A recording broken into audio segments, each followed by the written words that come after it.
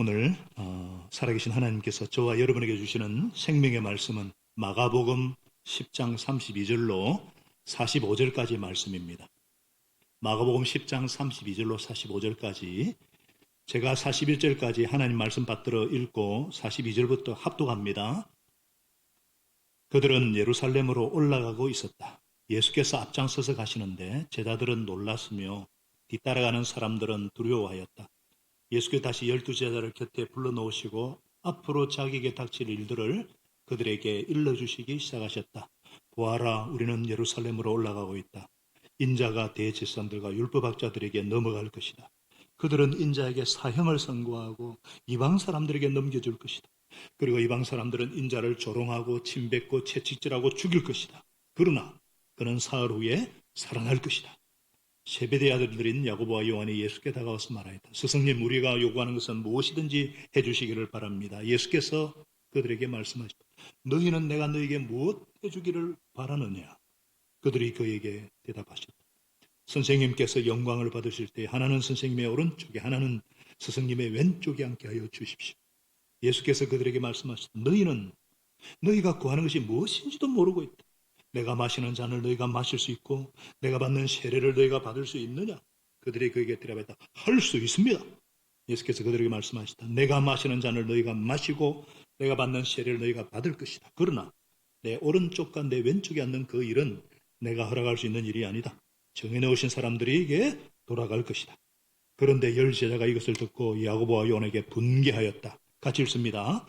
그래서 예수께서는 그들을 곁에 불러놓고 그에게 말씀하셨다. 너희가 아는 바 자처하는 사람들은 백성들을 마구 내리 누르고 백성들에게 세도를 부린다. 그러나 너희끼리는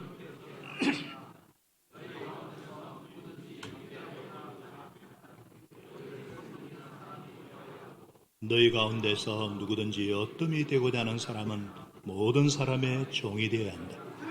인자는 섬김을 받으러 온 것이 아니라 섬기러 왔으며 많은 사람을 구원하기 위하여 치를 몸값으로 자기 목숨을 내주러 왔다. 아멘.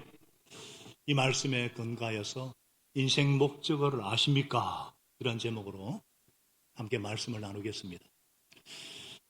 저와 여러분은 하나님의 형상대로 지어진 고귀한 영혼의 소유자인 줄 믿습니다. 그래서 지난주에 영생을 갈구한 부자 청년처럼 우리는 영생을 갈구하고 하나님 나라를 맛보며 누리기를 소원합니다. 영생은 잃는 것보다 얻는 것을 바라보고 예수님을 따를 때에 주어진다고 했습니다. 하나님 나라는 부활의 영광을 바라보고 십자가를 믿음으로 붙잡고자 마음을 딱 정할 때에 주어지게 되는 것입니다. 오늘 예수님도 부활의 영광을 바라보시며 십자가를 지러 예루살렘으로 올라가고 계셨습니다. 예수님은 벌써 두 번에 걸쳐 부활하시리라는 말씀을 하셨음에도 제자들은 믿지를 못합니다. 오늘 세 번째는 당신이 받을 고난과 죽음에 대해서 좀 더 구체적으로 말씀하시죠. 인자가 사형을 선고받고 이방 사람들에 넘겨지고 이방 사람들의 인자를 조롱하고 짓뱉고 채찍질하고 죽일 것이다. 그러나 사흘 후에 다시 살아날 것이다. 제자들은 이거를 믿지를 못해요. 예수님이 부활하신다는 것을 믿지 못하니까 돌아가실 거다 하는 것도 믿질 못합니다. 얼마나 못 믿었냐 하는 것은 그 다음에 나오는 야고보와 요한의 청탁만 보아도 알 수가 있죠. 스승님, 우리가 요구하는 것은 무엇이든지 해주시기를 바랍니다. 언뜻 보기에 금방 줄 수 있는 요구죠. 예수님이 왕이 되시면 가장 높은 두 자리를 자기네들에게 달라는 겁니다. 아직도 예수님께서 정치적인 왕이 되실 것이다. 이런 강렬한 기대를 가지고 나도 한 자리 하리라. 인간적인 욕심을 내고 있어요. 예수님이 곧 돌아가실 텐데 이런 철없는 소리를 하고 있죠 말이죠. 예수님이 말씀하시죠. 너희는 너희가 구하는 것이 무엇인지도 모르고 있다. 내가 마시는 잔을 너희가 마실 수 있고 내가 받는 세례를 너희가 받을 수 있느냐? 잔은 십자가 고난을 말하고 세례는 십자가 죽음을 말합니다. 정확하게 이게 뭔지 모르고 이게 좋은 일은 아닌 것 같은데 그런데도 그들은 예, 할 수 있습니다. 용기가 있는 건지 순전한 믿음인지. 근데 예수님은요, 이것저것 따지는 사람보다 이런 사람 이뻐하시는 것 같아요. 순진한 용기 가진 분들 있죠. 자기가 그런 일을 맡으면 할 만한 능력이 있는지, 무슨 어려움이 있는지도 모르고 하겠습니다. 그런 분들 있잖아요. 그래서 맡아서 고생은 하는데 주님이 사랑하신 것 같아요. 기도하면 들어주신다. 예수님은 무엇이든지 하실 수 있으시다. 하나님께는 모든 것이 가능하다. 이런 순진한 믿음. 그런 단순함도 우리 예수님은 사랑하시는 것 같아요. 그런데 예수님은 사랑하시는데 열 제자가 옆에서 듣고 야고보와 요한에게 분개하였다 그랬어요. 분기가 탱천했습니다. 왜 분노했을까요? 똑같은 자신 갖고 있는데 이것들이 선수를 쳐? 참 예수님 외로우셨을 것 같아요. 이쯤 되면 한둘이라도 야 너희들 지금이 어느 때인데 그런 철없는 소리 하냐? 죽으러 가시는 분에게 청탁이 무슨 말이냐? 뭐 이렇게 말하는 사람이 한두 명쯤은 있어야 되잖아. 근데 다 예수님이 왕이 되시면 한 자리 하리라 어떤 이 되리라 이렇게 기대하고 쫓아다니는 걸 볼 때 참 예수님 외로우셨겠다. 저 같으면 실망이 돼가지고 이야 막 야단을 치든지 탄식을 하든지 할 텐데. 그런데 끝없이 인내하시는 예수님은 그들을 곁에 가까이 불러놓고 이리 와봐라. 여기 봐봐라. 그러면서 아주 중요한 말씀을 하시는데 너희가 아는 대로 여기서부터 같이 한 번 더 예수님이 우리에게 주시는 말씀이에요. 너희가 아는 대로 같이 읽습니다. 시작. 너희가 아는 대로 이방 사람들을 다스린다고 자처하는 사람들은 백성들을 마구 내리누르고 고관들은 백성에게 세도를 부린다. 그러나 너희끼리는 그렇게 해서는 안 된다. 너희 가운데서 누구든지 위대하게 되고자 하는 사람은 너희를 섬기는 사람이 되어야 되고 모든 사람이 종이 되어야 한다. 인자조차도 섬김을 받으러 온 것이 뭐라고요? 섬기러 왔으며 많은 사람을 구하기 위해 치를 몸값으로 자기 목숨을 내주러 왔다. 아멘. 자, 예수님께서 이 말씀을 하신 1차 목적은 뭐예요? 하나님이 통치하시는 나라에서는 어떤 사람이 큰 사람이냐? 더 궁극적으로는 우리 인생의 목표, 우리 인생의 목적이 무엇인가? 그 설명하고 주고 있는 거예요. 우리 인생의 목적이 무엇입니까? 여러분은 인생 목적을 아십니까? 옆에 분에게 한번 질문해 봐요. 당신의 인생 목적은 뭐예요? 자, 질문해 봐요. 시작. 당신의 인생 목적은 뭐예요? 그러는 당신은 자신에게 아니 물어보죠. 나는 인생의 목적이 뭔지 나는 그러면 아나? 여러분 인생 목적이 무엇인지 아십니까? 인생의 목적이 뭐예요? 선교의 삶을 수강하신 분이나 수강하고 계신 분들은 이 질문하면 바로 나옵니다. 복을 받고 복이 되기 위해 따라하겠습니다. 복을 받고 복이 되기 위해 복의 통로가 되기 위해 이게 인생의 목적이에요. 복은 복의 근원은 하나님이시죠. 여기서 말하는 복은 뭐냐? 복은 건강이나 물질보다 더 큰 의미가 있습니다. 좋음이란 뜻이에요. 히브리어로 터브라 그러고 우리가 잘 아는 샬롬입니다. 샬롬. 이게 복이에요. 관계 회복, 관계 개선이죠. 생명의 삶 주제입니다. 그죠? 하나님과 우리 사이의 관계 회복, 나와 이웃과의 관계 회복, 그리고 자연 만물과의 관계 회복, 깨어진 세상을 회복하는 이 복. 복은 또 아름다움이에요.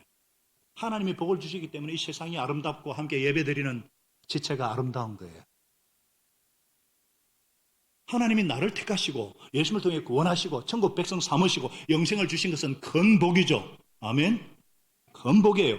그렇게 하신 목적이 뭐냐? 나를 통해서 하나님의 복이 흘러가게 하는 복의 통로가 되게 하겠다. 내가 복의 통로가 되어서 모든 민족이 복을 받게 하는 이것이 내 인생을 향한 하나님의 목적입니다. 네, 아멘이에요. 하나님의 백성이란 이 하나님의 목적에 참여하는 사람들이에요. 하나님의 목적에 참여하기 위해서 형성된 사람들, 적극적으로 복을 전달하는 자가 천국 백성입니다. 그래서 지난주 예수님께서 부자 청년에게 나를 따라라 그러셨잖아요. 예수님을 따라서 어떤 삶을 살라는 거예요? 복의 통로가 되라 이 말이에요. 오늘 예수님이 오늘 사용하신 표현으로는 섬기는 삶을 살아라 이 말이에요. 예, 우리 인생의 목적은 섬기는 데 있습니다. 하나님의 아들 예수님조차 인자조차도 섬기러 왔다면 너희야 우리들이야 말해서 뭐해 이 말이에요.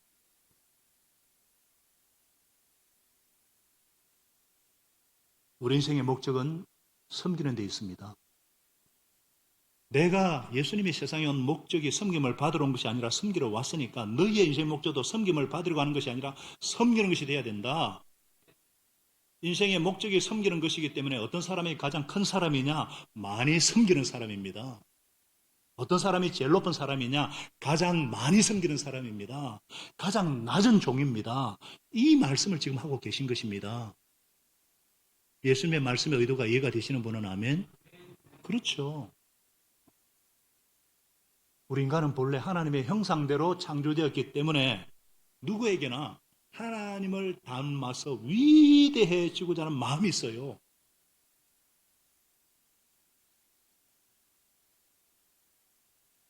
그래서 우리 애들한테 뭐 물어보면은 위대한 인물이 될 거예요. 이 위대함은 명예나 권력이나 재력을 소유함에서 오는 것이 아니라 존재 자체의 위대함입니다. 하나님의 거룩하심, 하나님의 그 사랑, 하나님의 의로우심, 하나님의 진실하심, 그 존재 자체의 위대함. 우리가 하나님의 형상대로 그대로 지어졌기 때문에 우리에게도 이런 이 하나님의 거룩하심, 하나님의 완전하심에 이루고자 하는 소원이 있고 끊임없이 성장하고 위대한 삶을 살고 싶은 소원이 있고 그렇게 살게 될 때에 기쁨이 있고 행복이 있고 만족이 있고 평안이 임하고 그렇게 지어졌어요. 그렇게 지어졌습니다. 그런데 죄로 인해 이게 파괴되어 버렸어요. 그래서 인생의 목적이 무엇인지 희미해져 버렸어요. 복의 통로가 되고 섬기는 것이 인생의 목적인데 이걸 못 믿으니까 이 진리를 가르쳐 주시고자 이 진리를 보여주시고자 예수님이 친히 오셨어요. 섬기는 종으로 이 땅에 오셨어요. 그래서 섬기는 것이 인생의 목적이라는 것, 하나님 나라 최고의 가치임을 보여주시려고 오셨습니다. 그래서 여러분들 가운데 인생이란 무엇인가? 인생의 목적이 무엇인가? 이런 의문을 품고 계신 분은 오늘 답을 얻으시기 바랍니다. 우리가 왜 사는가? 이런 의문을 품고 계신 분들도 답을 얻으시기를 축복합니다. 인생의 목적이 무엇입니까? 섬기는 겁니다. 인생의 목적이 무엇입니까? 섬기는 겁니다. 인생의 목적이 무엇입니까? 섬기는 겁니다.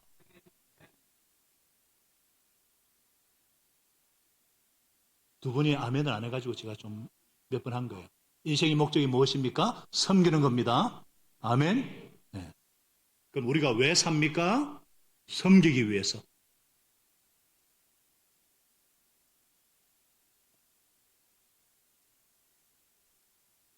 그런데 세상 사람들은 인생의 목적이 섬기는 것이 아니죠. 섬김을 받는 것입니다. 우리가 왜 돈을 많이 벌려고 하고 왜 사업도 크게 하고 왜 지위가 높아지기를 원합니까? 그러면 그럴수록 내가 부릴 수 있는 사람이 많아지고 명령할 수 있는 사람이 많아지고 나를 섬길 수 있는 사람이 늘기 때문에 그렇습니다. 정치인들이 뭐 출마할 때 다들 그러잖아요. 지역 주민들의 머슴이 되고자 지역 주민들을 섬기려고 출마합니다. 뭐 그런 마음이 없겠냐마는 주 동기가 그런 거라 믿는 사람은 여기 한 분도 안 계시죠? 예수님은 세상 사람들이 왜 높아지기를 원하는지 잘 말씀하셨습니다. 너희가 아는 대로 이방 사람들을 다스린다고 자처하는 사람들은 백성들을 마구 내리누르고 지시하고 내리누르고 고관 대작들은 백성들에게 쇄도를 부리고 막 그러나 너희끼리는 그렇게 해서는 안 된다니까. 자, 우리나라가 지금 갈등과 분열을 넘어서 자유 통일의 대업을 이루기 위한 노력이 한창입니다. 정부 기구도 개편해보고 새로운 사람도 임명해보고 사회를 변화시키려고 노력이 참 많으해요. 8.15 통일 닥트린, 8.15 통일 백서를 보니까 통일 비전 3가지, 통일 전략 3가지, 이를 이루기 위한 7가지 후속 조치를 발표했는데 정말 그렇게 되면 좋겠어요. 그렇게 되길 바라요. 그런데 말이에요. 이 사회가 바뀌기 위해서는 먼저 사람이 바뀌어야 됩니다. 사람이 바뀌지 않는 한 아무리 법을 만들고 제도를 고치고 백서를 발표한들, 여러분 우리나라에 1년에 만들어진 법이 몇 개 되는 줄 아세요? 최소 2, 300개입니다. 새로운 법안이 제정되거나 개정되는데 1년에 법이 그렇게 2, 300씩 바뀌는 거예요. 아무리 법을 바꾸고 이래도 빠져나갈 사람 다 빠져나가고 안 되게 되어 있어요. 정말 사람이 바뀌고 사회가 바뀌기 위해서는 섬김을 받으려 하지 말고 섬기는 자체로 인생을 살아야 된다 말은 하는데, 하나님을 모르는 사람들이 왜 섬기는 삶을 살아야겠다고 결심하겠습니까?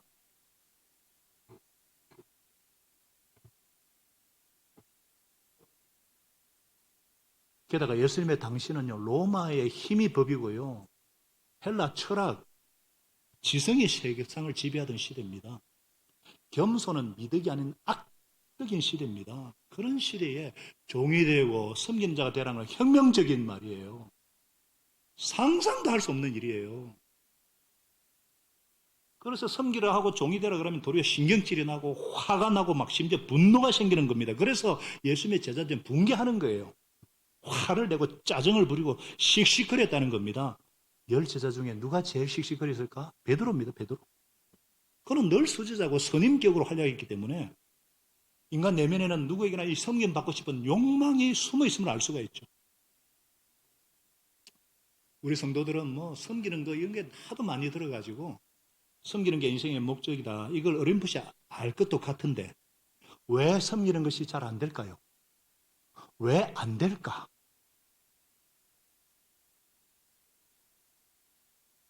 왜 안 될까요?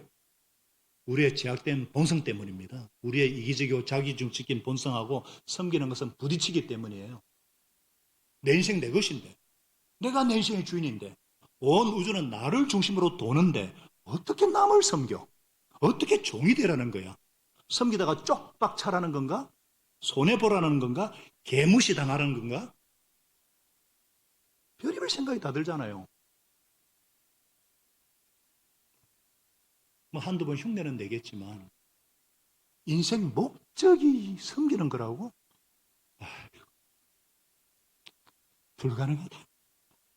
그런 분 계십니까?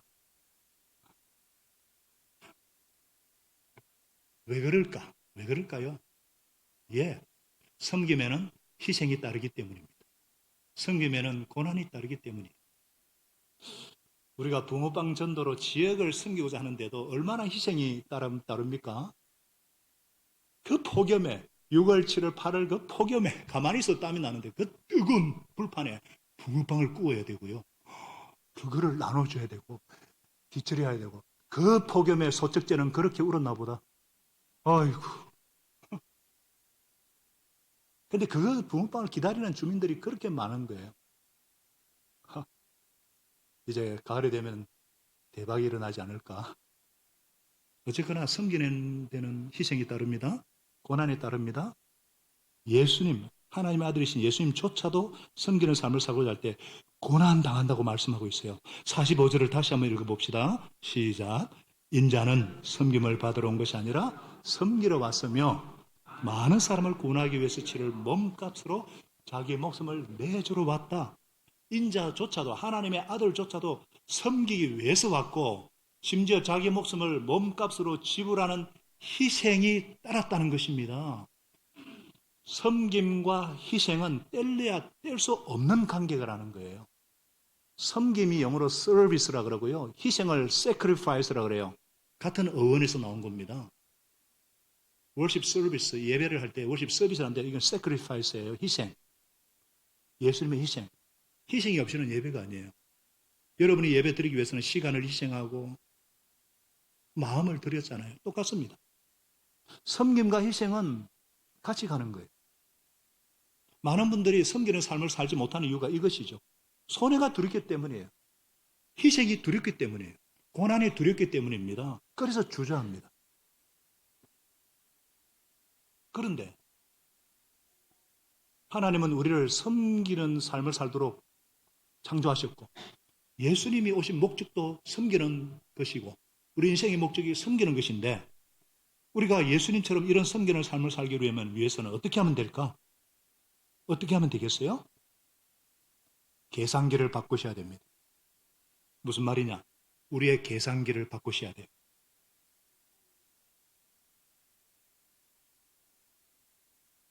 하나님 나라의 왕이신 예수님은 분명히 말씀하십니다. 43절에 그러나 너희끼리는 그렇게 해서는 안 된다. 세상과 달라야 된다는 거예요.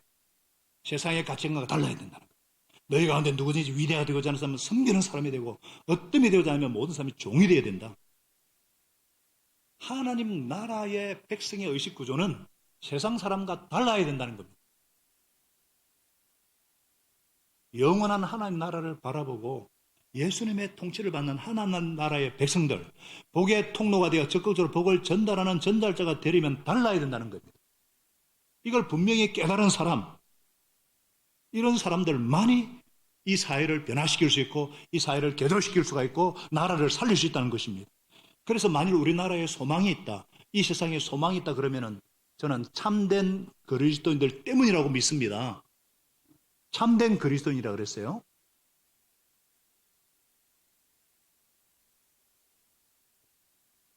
진짜 예수님처럼 살고자 하는 그리스도인들 때문에 소망이 있는 거예요. 그런데 아직 우리 크리스찬들의 의식 개조가 안 돼 있습니다. 삶의 목표가 아직도 혼동되고 있어요. 그래서 우리가 교회도 다니고 크리스찬 소리는 듣는데 아직도 삶의 목표가 섬기는 것보다 섬김을 받는 거예요. 내가 남을 위해 존재하기보다 이웃이 남이 나를 위해 존재하기를 기대하고 요구하는 거예요. 그러니까 교회 다니는 사람은 많은데 왜 사회가 변하지 않느냐? 그런 소리 들을 수밖에 없죠. 초신자야, 신앙이 어린 사람이야 상관없지만 좀 신앙생활을 했다는 분들이 교회를 정할 때 어떻게 하면은 이 교회를 통해서 주님을 섬기고 이웃을 섬길 것인가? 그런 차원에서 생각해야 되는데 교회 정할 때 어떻게 정해요? 아직도 목사가 얼마나 설교를 잘하느냐? 얼마나 좋은 성경 공부 프로그램이 있느냐? 얼마나 자녀 교육이 잘 돼 있느냐? 인터넷 설교 방송이 얼마나 잘 나오느냐?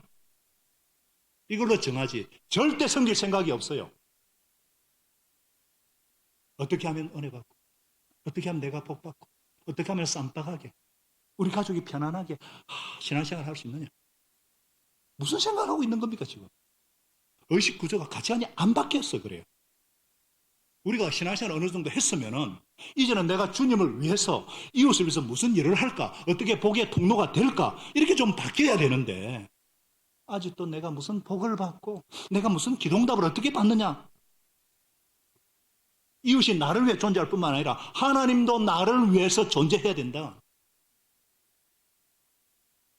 이런 사고방식에 그대로 젖어 있지 않냐 이 말이에요.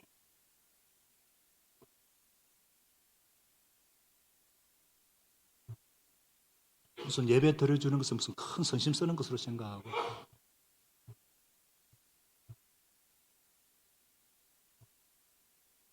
그래서 우리의 생각, 우리의 사고, 가치관이 하나님 나라의 계산기로 바뀌어야 됩니다.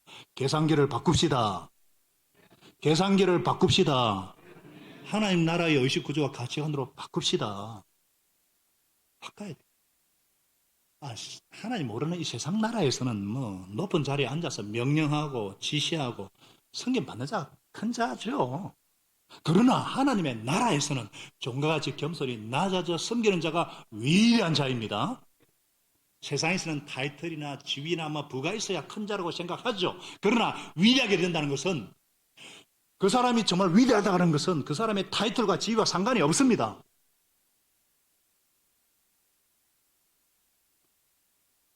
얼마나 꼴불견인 사람들이 많은데, 그죠? 거느린 종들의 수가 얼마나 많은가가 아니라 그가 섬겨온 사람의 수가 얼마나 많은가.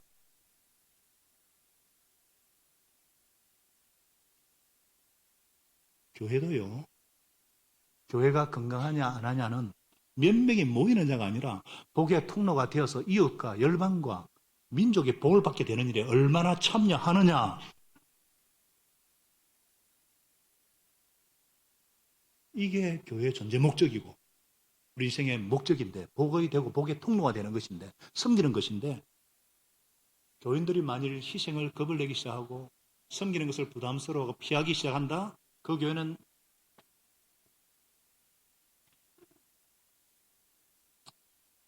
그러나 우리 교회는 성도님들이 몸을 안 아끼세요. 잘 섬기세요. 잘 섬기니까 하나님이 높여주시는 겁니다.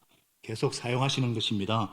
야고보 4장 10절은 말씀합니다. 주님 앞에서 자신을 낮추십시오. 그리하면 주님께서 여러분을 높여주실 것입니다. 겸손히 자신을 낮추고 섬길 때 하나님께서 두고 보시겠어요? 하나님이 높여주신다. 주님께서 높여주십니다. 왜냐? 섬김에는 유익이 따르기 때문입니다. 지난주 말씀드린 것처럼 우리는 잃는 것을 생각하기 쉬운데 얻는 것을 생각하셔야 돼요.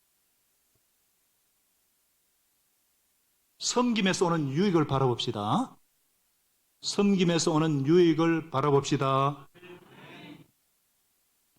사실 우리는 유익이 없으면 하지 않잖아요. 섬기면 엄청난 유익이 따른다는 것을 아셔야 됩니다. 제가 시간이 많으면 여러 개를 할 건데 지금 시간 관계상 4가지만 할게요. 유익에 대해서. 주부의 간제는 없습니다. 다시 하나님. 섬김에 따르는 유익의 첫째, 마음이 편한 겁니다.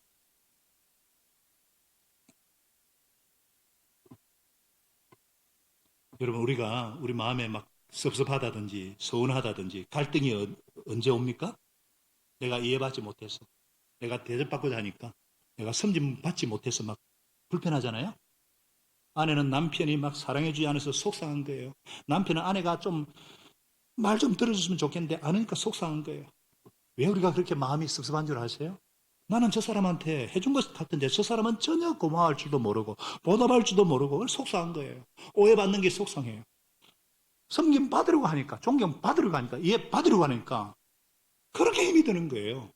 그런데 우리 인생의 목적이 섬김 받는 데 두지 않고 섬기는 데 두면 편해요. 편합니다. 마음이 편합니다. 어떤 사람이 나에게 나쁜 얘기를 해도요, 내가 인정받으려고 섬김 받으려고 하니까 기분 나쁘지. 아, 나는 주님 앞에서 내가 큰 사람 되기 위해서 종이대로 딱 마음을 먹었기 때문에 그렇지. 종한테 심한 소리 하는 거 당연하지. 그 정도 해준 것만 해도 고맙지. 섬기려고 딱 마음을 먹으니까 편해요. 갈등이 없어요. 섭섭함이 없어요. 편합니다. 섬김에서 오는 유익은 첫째, 마음이 편합니다. 두 번째, 인생에 보람이 있고 의미가 있습니다. 여러분 그러잖아요. 요즘 사람들이 무의미를 느끼고 허물을 느끼고 뭔가 텅 빈 것 같은 공허를 느끼는 시대입니다. 우리 인생은요, 하루를 살아도 의미를 추구합니다.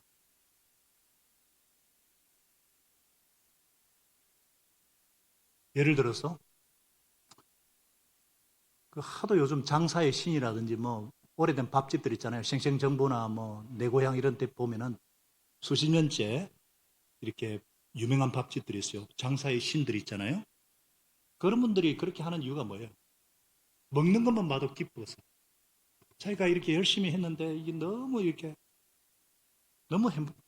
손님들이 행복하게 먹으니까 내가 좋은 물건, 가장 값싸게 나는 것을 신속히 공급할 때 너무 기쁜 거예요. 섬기는 것이 목적이 되는 거예요.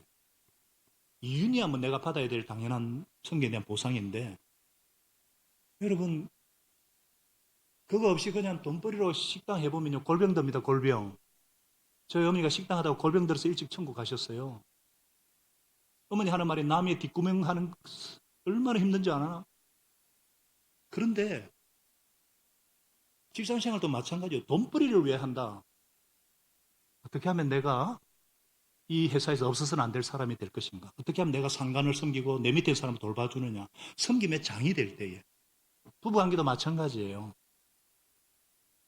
남편이 나를 사랑해주지 않는다? 아내가 내게 순종해야지 않는다? 다툴 필요가 없어요.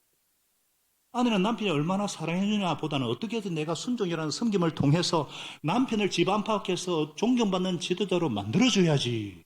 이게 부부 생활의 목표가 되고, 남편은 아내가 얼마나 내게 순종하느냐보다 사랑으로 아내를 섬겨서 자질을 키워주고 아름다운 여인으로 만들어주는 것이 부부 생활의 목적이 된다. 그런 가정 행복하지 않겠어요? 안 계세요? 안 계세요? 나이가 들면 생기는 게 고마움이에요. 고마움. 더 연약한 질그릇임을 알고 상처 안 받도록. 여러분, 부부관계도 서로 섬기라 주는, 섬기는 배필인데, 돕는 배필인데, 바라는 배필이 되면은 우리가 죄에 젖어서 자꾸 섬김만 받으려고 하니까 모든 문제, 갈등이 여기서 시작되는 거예요. 인생의 목적은 섬기는 데 있습니다. 청년들, 제가 대학생들 보면은 열심히 공부해서 하여튼 대한민국에서 뇌물 많이 들어오는 자리 너희들이 다 차지해라. 다 차지하고 뇌물 받지 마라. 이것밖에 대한민국 살릴 길이 없다. 일부에서는 엄청 웃던데, 청년들이. 근데 청년들이 없나 봐요. 그러니까 인생의 목적을 섬기는데 분명히 둔 사람들은요, 실력을 키워서 중요한 자리 다 차지하는 겁니다. 그리고 섬기는 거예요. 하나님께서 우리를 섬기라고 보내주셨잖아요. 그래서 제가 어떤 사업장을 위해서 기도할 때는 세게 기도합니다. 하나님, 이분 성진되어야 됩니다. 이 학원 잘 돼야 됩니다. 이 사업장 잘 돼야 됩니다. 교회와 지역사회를 섬길 수 있도록 하나님 부어주세요. 쏟아붓도록 부어주세요. 주님, 이 가정 위해서, 이 가정 잘 돼야 됩니다. 자녀들이 사회에서 큰 지도자 돼야 되고 곳곳에서 섬길 수 있는 사람이 되게 해주세요. 세게 기도합니다. 큰 사업체를 가지고 타이틀과 돈, 지위가 아무리 높아도 그것을 섬기는데 흘러보내는데 쓰지 않으면 하나님 보시기에 실패하는 인생입니다. 죽을 때 다 놓고 갑니다. 돈은 쓴 것만이 내 것이 됩니다. 후원하고 봉사하고 섬긴 금액만큼 하늘에 보화를 쌓는 것입니다.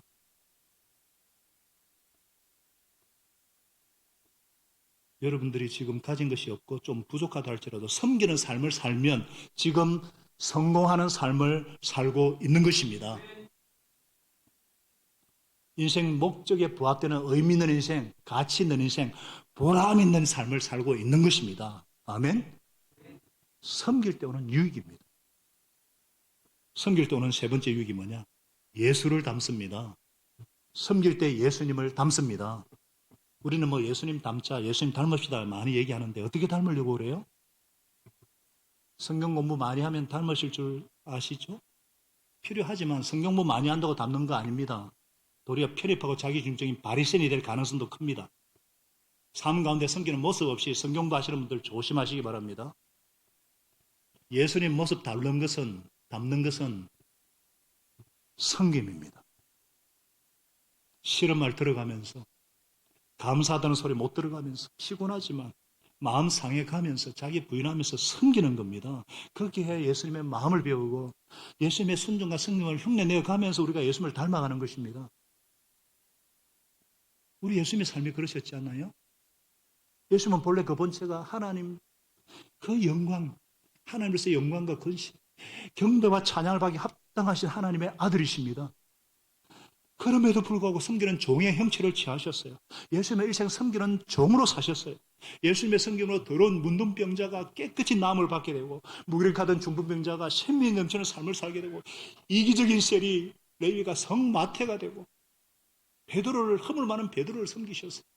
초대교회 든든한 반석이 되게 하시고 의심 많은 도마를 섬기셔서 믿음의 사람이 되기까지 마침내 저와 여러분을 대신해서 십자가에 자기 목숨을 대속물로 내어주시기까지 섬겨주셔서 하나님이 저와 여러분의 죄와 죽음과 사탄에서 구출하고 해방하기 위해서 자기 목숨을 대가로 치르셨습니다. 이 예수님의 크신 섬김과 겸손과 희생적인 사랑 때문에 교만하고 이기적이고 자기 중심적인 이 죄인들, 악한 죄인들이 찔림을 받고 감동을 받고 죄를 시인하고 자복하고 회개하고 이 예수님의 섬김의 삶, 겸손과 희생적인 사랑만이 사람을 변화시키고 죄인들을 해결시키는 능력인 줄로 믿습니다. 예수님께서 이렇게 섬기는 종의 모습을 실제 본으로 보여주신 목적은 우리로 그 발자취를 따라오게 하기 위함인 것입니다. 그래서 예수님께서도 부활의 영광, 그 부활의 그 영광, 천국의 소망을 바라보셨기 때문에 십자가도 참으시고 섬기는 종의 삶을 사신 것입니다. 섬김 뒤에 오는 그 유익을 아셨기 때문에 우리도 희생의 끝은 영광이고 고난의 끝은 영광이고 엄청난 유익을 바라보면서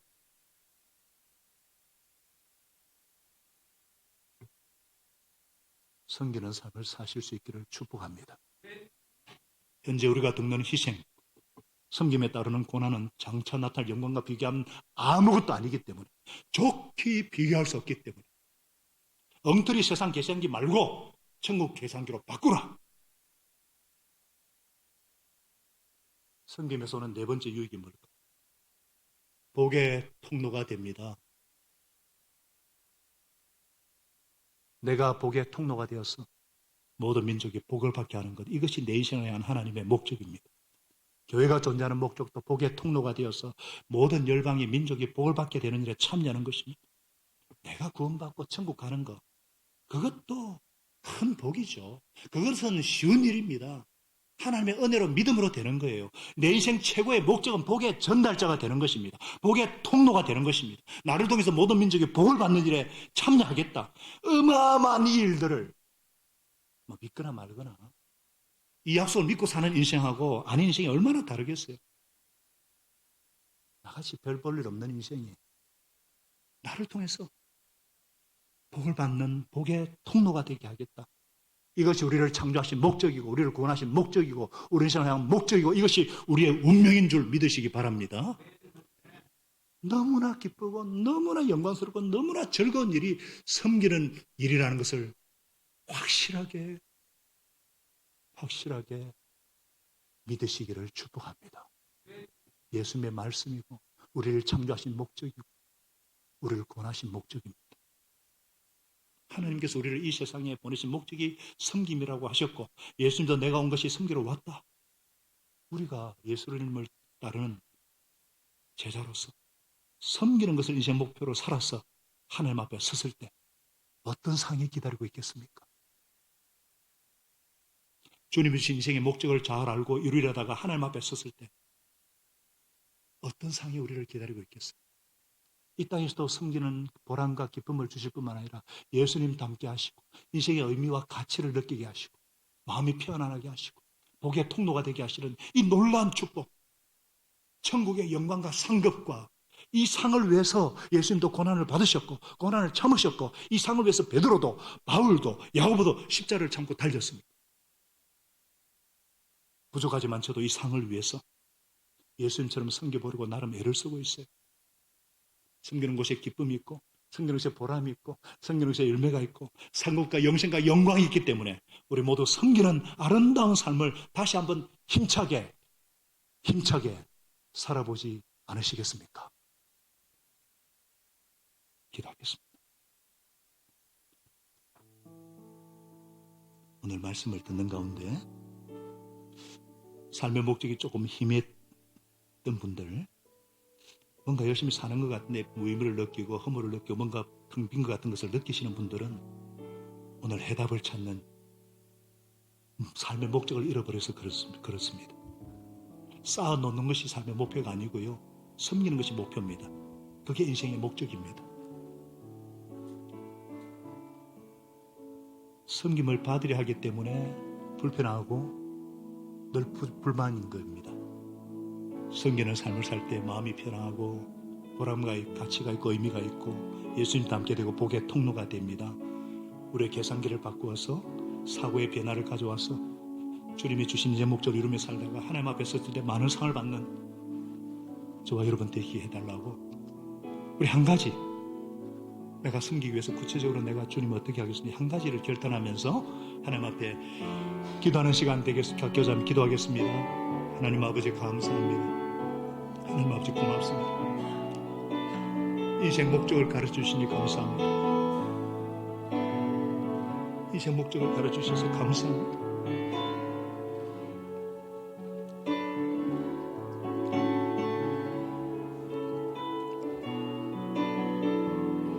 아버지,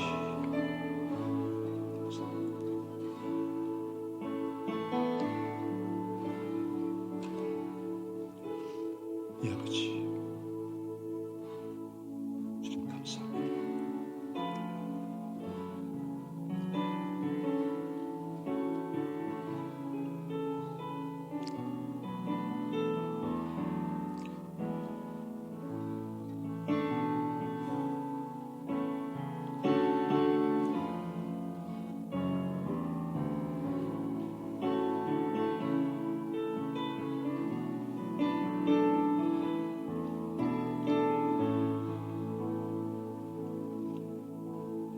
하나님 아버지,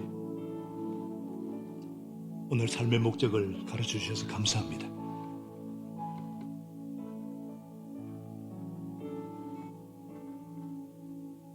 어떻게 사는 것이 중요한 것이 아니라 무엇을 위해서, 왜 살아야 되는지, 복을 받는 것 정도가 아니라 복의 통로가 되는 것이 예수님 이 땅에 오신 목적이, 나를 위해 죽으시고 부활하신 목적이 단지 내가 예수 믿고 복 받는 건 당연한 것이고, 섬기는 삶, 복의 통로가 되는 삶, 나를 통해서 이웃과 세상이 복을 받고 우리 교회를 통해서 열방이 복을 받는 복의 통로가 되는 섬기는 인생 사는 것이 인생의 목적인 것을 깨닫게 하시고 가르쳐 주셔서 감사합니다. 이제는 섬기는 삶을 살도록 주님 도와주시옵소서. 내 삶의 허무와 무의미가 창조 목적과 인생의 목적을 발견하지 못했다는 것을 알게 하시고, 섬기는 것이 목적이 되게 하시고, 섬기는 삶을 살아서 보람과 가치와 의미가 있고 주님이 주시는 평안을 가지고 예수님을 닮아가며 복의 통로의 삶을 살아서 하나님 앞에 섰을 때 많은 상을 받고 인정받고 칭찬받는 우리 성도들과 제가 될 수 있도록 주님이 도와주시옵소서. 예수님의 이름으로 감사하며 기도합니다. 아멘. 우리 다 같이 일어나시죠.